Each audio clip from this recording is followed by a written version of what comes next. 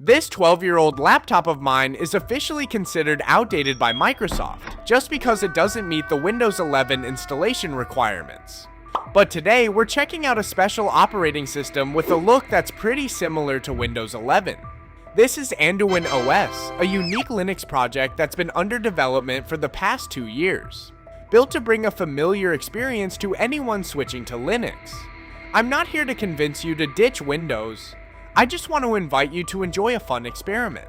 When outdated hardware meets the right operating system, what is the actual experience like? Let's find out. And here's my Dell Latitude E5440. If you follow the channel, I've actually made a video about it before.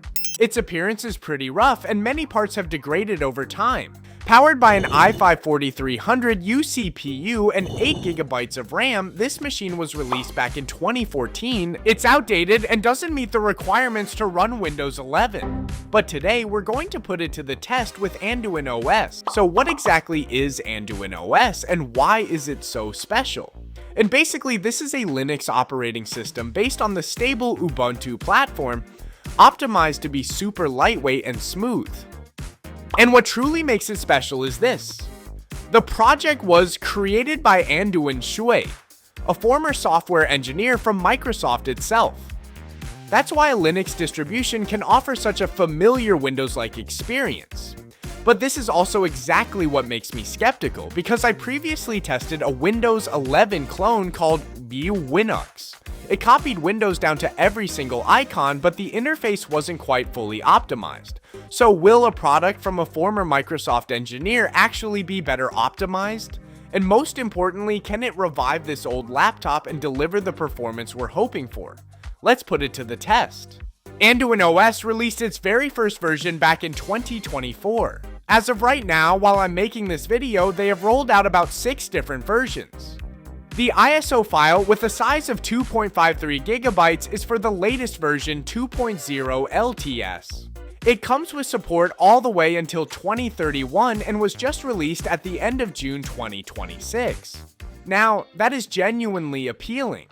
The minimum system requirements of a 2 GHz processor, 4 GB of RAM, and 20 GB of storage. Luckily, this old Dell laptop still makes the cut. The installation starts with a basic black boot screen, but right from the get-go, there are plenty of language options available. It's a small detail, but it speaks volumes about the developer's attention to detail. And here it is. The interface is clean and minimal, and it actually looks a lot like Windows 11. We've got centered icons on the taskbar, a start menu with pinned apps, a search box, and the full app list. Over on the bottom right, the control center calendar and notifications look just as neat and familiar as Windows 11. And check out this mouse cursor, it looks pretty cool. But we're still running on the USB Live environment. Let's get it installed onto the hard drive first. The steps are pretty much the same as a standard Ubuntu or Linux distribution setup. Done. After installing it on the SSD, all zoom effects and app opening speeds are incredibly fast and smooth. This is truly impressive for a 12-year-old laptop. But this default wallpaper is a bit too gloomy and it doesn't look great on my camera. Let's see what else we've got here. Light mode and a few more wallpapers. Nice, let's lock this one in. Inside the system settings, all the hardware and software details are fully displayed. Oh, it has a task manager.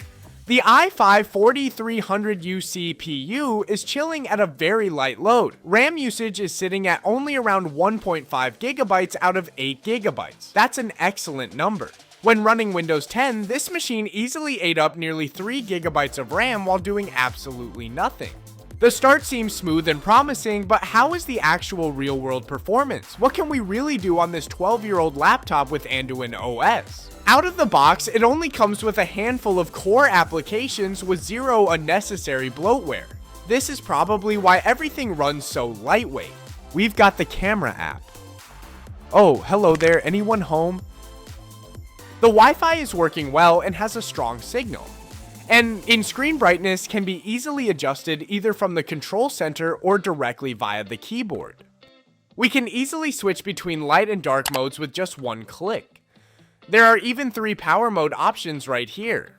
Awesome.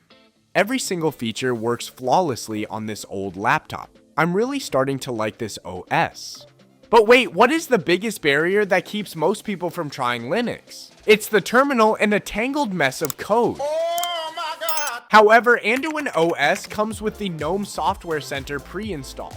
All we need to do is find the app we need and install it with a single click, no code, no terminal. It's genuinely simple and pleasant.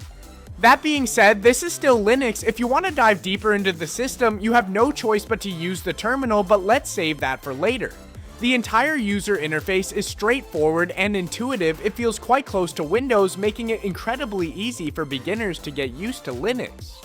And it looks like we have a few updates available, and I'm going to reboot to ensure the system is fully up to date. Alright, let's test some basic web browsing. I'll open Firefox right now to see how Anduin has improved this old machine. As usual, I'll start with Reddit. The website loads very fast and feels responsive. What stands out is the two-finger scrolling on the trackpad. It works flawlessly and feels incredibly smooth. Checking the task manager, the CPU is running very quietly at around 10% load, and RAM usage is at 2.4 gigabytes. But then I noticed something strange. There are two GPUs showing up here. So this machine does have a dedicated graphics card. However, it only displays the codename GF117M and all other metrics are blank. It seems like it's missing a driver. Time to bring up the terminal. Since this is an older card, a modern OS like Anduin can't automatically install the right driver. I tried a few workarounds, but no luck. This is the classic bottleneck between new software and legacy hardware. Sometimes things are just too old to be supported. But that's okay, we'll keep moving forward. Everything else is still running perfectly fine, so there's nothing to worry about yet. Next, I opened another YouTube tab on Firefox. The video plays smoothly at 1080p with zero issues. Bumping the resolution up to 2K, it's still smooth. Even at 4K, it holds up, no stuttering at all. The CPU is starting to sweat now with fluctuating usage and RAM is hovering near 4 gigabytes. To push it to the limit, I opened 5 more YouTube tabs. Surprisingly, it's still holding up. There was a slight lag when switching tabs, but the videos kept playing normally. The CPU temperature has now hit 80 degrees Celsius. And RAM is closing in on 5 gigabytes. So, running Reddit and 6 YouTube tabs simultaneously on this old machine without crashing. AnduinOS does an impressive job of optimizing resources. Next up is gaming. Of course, why not? And we're testing Minecraft. The Software Center already has Prism Launcher and Legacy Launcher available. To keep things quick, I'll go with Legacy, just one click and we're good to go. We can create application shortcuts right on the desktop screen for quick access. Just open the app menu, right click, and add a shortcut to the desktop. Pretty user-friendly. And I'll be playing version 1.8.9. On fancy settings with the default 12 chunk render distance, we're getting just over 20 FPS. It's playable but quite laggy. Once I drop the settings down to 8 chunks and turn off the visual effects, and the frame rate bumps up slightly to around 30 frames per second. The experience is decent enough. Now what other games should we try? Steam, it's available right in the App Store. Let's see what kind of games this machine can actually play on Steam using this OS. With Hollow Knight Silksong, we're hovering around 50 frames per second most of the time. It's pretty decent and completely playable. This machine handles it without much trouble. Next up is Tomb Raider. On the first launch, the game refused to open. Then I remembered this is Linux, so we need to run it through Proton. I went into the settings and selected Proton 8, and there we go, it works. But man, it's rough. Even just in the main menu, we're sitting under 20 frames per second. I dropped everything to low settings, but once in-game, the frame rate stayed stuck below 20. It's playable, but painfully laggy. To be honest, this machine has probably reached its limits. No matter how lightweight the software is, we can't expect much more from the hardware of a 12-year-old laptop. So, after all this experience, does Anduin OS truly deliver an impressive experience on this old laptop? The answer is yes, but only if your needs are basic, like browsing the web, watching YouTube, or simply wanting to experience a Linux distro with a user-friendly UI that feels just like Windows 11. For everyday tasks, it's stable and smooth. However, if your goal is gaming or specialized work, you'll definitely need a more powerful modern machine to support today's software. And of course, there are still certain things where Linux just can't replace Windows. So what do you think about this OS? Is it worth using? Let me know in the comments below.